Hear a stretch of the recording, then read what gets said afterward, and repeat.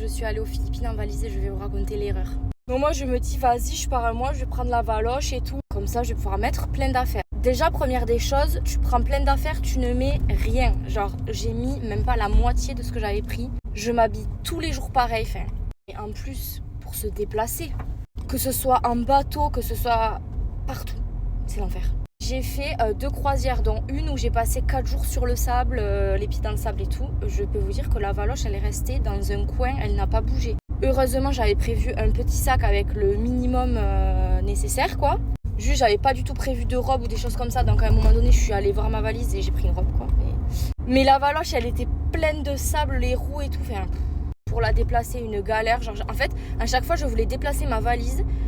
Étant donné qu'aux Philippines, les routes, il n'y a aucune, enfin presque pas de goudron, du moins pour aller dans les auberges et tout. Ben à chaque fois, j'étais obligée de demander à quelqu'un soit de me la monter parce que du coup, il y avait des escaliers, soit de me la descendre, soit, enfin bref, une galère de ouf. Alors qu'un sac à dos, tu le fous sur tes épaules, c'est lourd, ok, mais tu peux monter quoi. À un moment, je voulais déplacer ma valise en scoot. Mais en scoot, genre c'est une galère. Alors que le sac à dos, tu le mets sur tes épaules, tu le places devant et c'est bon, tu traces, tu vois. Ben là, non. Là, c'est... Voilà ce que c'est.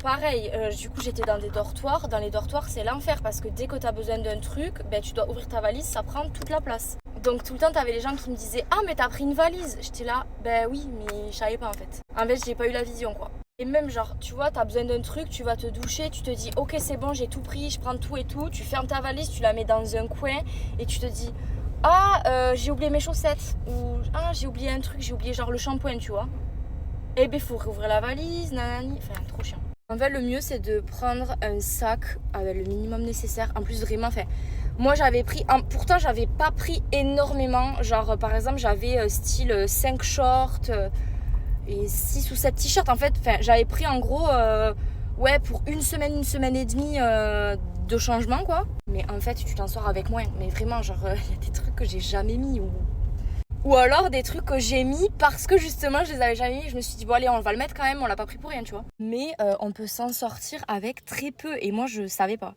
parce que déjà je l'avais jamais fait premièrement.